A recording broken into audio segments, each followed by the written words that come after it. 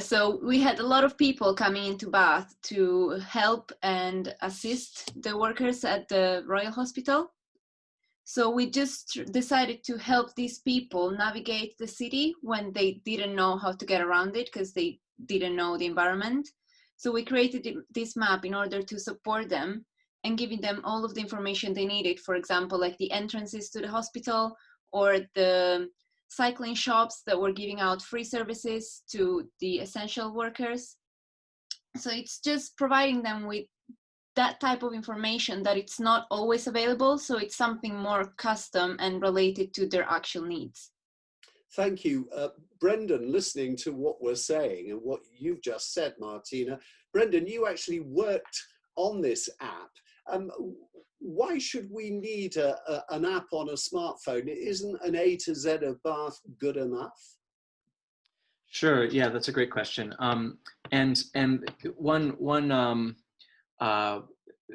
rhetorical, I suppose, point of clarification. I wouldn't qualify this specifically as an app, since it's technically a map simply hosted on the web that can be accessed from anywhere, from your computer, from your smartphone, without having to download anything. And I think that that's a really important factor, actually. The likelihood of someone downloading an app onto their smartphone just to use a couple times is very low. So we want to lower that bar to entry and make sure that people can access this very quickly, very easily. That there's not go to an app store, subscribe to something, nothing like that. So what does your system offer that an A to Z doesn't? Yeah, that's a good question. What we are doing with our map for the RUH Bath NHS Trust and for the community is providing a way to curate the depiction, the map-based depiction of the city for the specific use case of essential healthcare workers visiting Bath. And these are workers who, many of whom don't know the city, they've never been there before, but they are in the midst of a pandemic coming to assist, as Martina said, at the hospital there. They don't need to know about a restaurant that's closed anyway, that you'll find on Google or Apple Maps. They don't need shopping information. They need to know where pharmacies are. They need to know where other healthcare facilities are. They need to know how to get from the main transport hubs to the hospital, what transportation is running right now, whether it's better to bike or walk or try to get on a bus. And importantly, they need to know which entrance of the hospital to enter from for their day and where that entrance is. And these are actually specifically the information around the hospital entrances. This is information that's not on Google or Apple Maps. So a worker coming in, getting off at Bath Spa or going to the park and ride, if they look at Google or Apple Maps and find the location of the hospital, they just find a blob without any specific information about the entrance points. And that's really what we're offering that's different, that we think helps this particular group of visitors, workers, end users to manage their journey more effectively. Is this an idea that could be used elsewhere? I mean, for the benefit of all of us going to somewhere that's strange and alien to us, and we need to get around the space very quickly? To best answer that question, I'll use an example of a project that we're working on with a large alliance of airlines that flies all over the world. When you talk about strange places and navigating them quickly, I think that connecting as a airline passenger at a strange airport is maybe one of the better examples that you could make. It's a strange environment. It has very specific rules that are different from any other environment.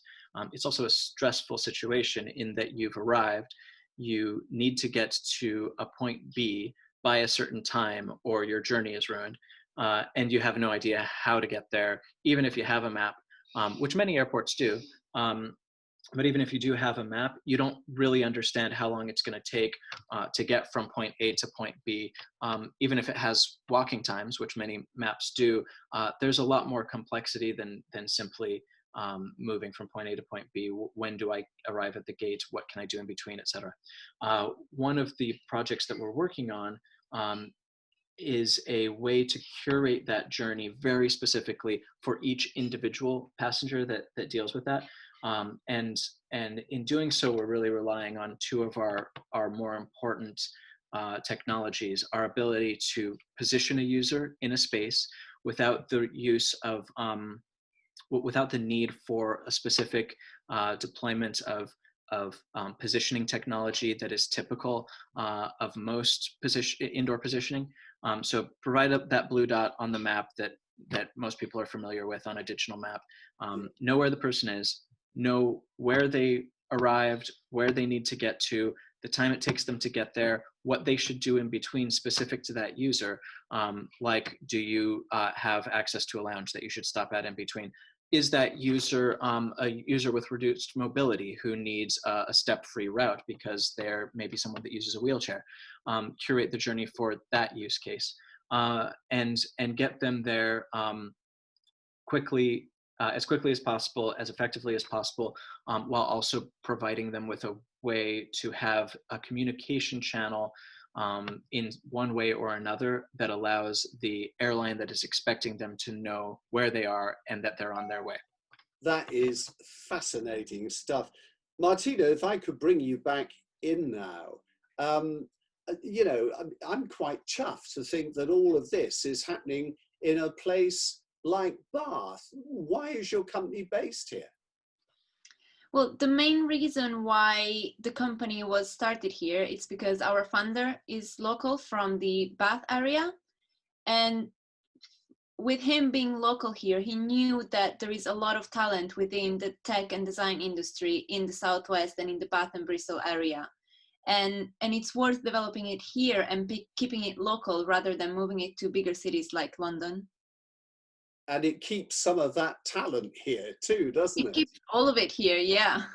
Now, look, I know the local authority is going to be looking around for new ways of feeding the economy. It's relied heavily on tourism, which has taken a hell of a knock from this lockdown and the pandemic. These are the sort of industries maybe that should be encouraged. You don't take up much space, do you? We don't, we just need a small office, and actually now we've managed to work from home quite easily. It's been working well. Everyone is very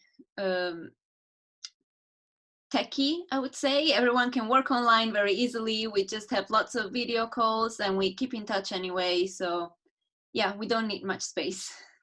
Brenden, I don't know whether you'll be going out of your way to encourage competition to move to Bath, but as Martina says, you don't take up much space. It is surely a good industry to be encouraging in a place like Bath, bearing in mind that it has good communications as well.